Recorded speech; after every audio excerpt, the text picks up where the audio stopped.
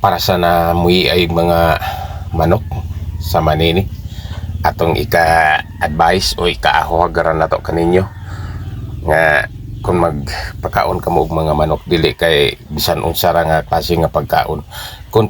naggusto ka mo nga maka produkto og daghang mga itlog sa inyong manok og kini magsigig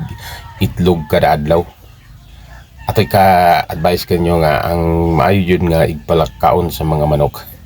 kini yung atong gihatag karon kay sa tinuod jud kining mga pagkauna mas daghan jud ang itlog nga makuha nato kaysa uban nga mga pagkaon kay kaniadto atong gihatag jud nini atong mga manok daghan pa kayo kitag mga manok kaniadto sobra sa gatos na siguro sa 140 ka manok nato pero matingala man kita nga sa kadaghan nga manok baliram gyapon jutaya kayo itlog gamay kayo kay mao lagi ang hinungdan nga gipakaon nato sila og mga feeds nga bisan unsa ra nga developer wala kita mag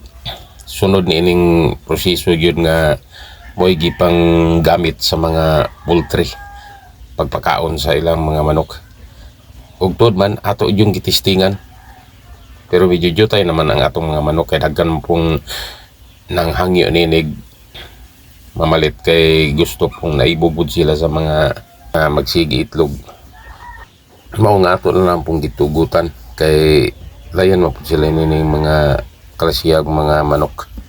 o lagi nga sa kadaghan natong mga manok kaniadto jutay ra kay itlog tungod lagi sa atong gipakaon nga mga developer sukad pag change feeding nato nini kanilang ining mga pagkauna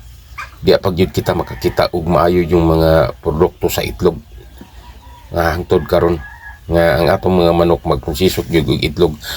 medyo jutay naman ang atong manok pero daghan sila itlog sa una nga daghan kayo kita mga binuhing manok jutay kita itlog tungod sa pagkaon ug karon mao no kini atong gisustinian kini mga pagkauna kay nindot jud kay mga epekto siya guys dili jud ta makaingon nga malakansi jud kita tungod kay mayo man ang resulta sa pagpangitlog kaniya ano naon ra gud nato bisag ibutang nato tag ang buok sa itlog makaginansya jud kita kay magsige mag-itlog jud kada adlaw ang atong mga manok dili man jud kita malugi kay na man jud kitay kapanguan ug pagkaon kanila nya nara pud ang atong kapital kini atong mga manok ang atong ginansya ang mga itlog.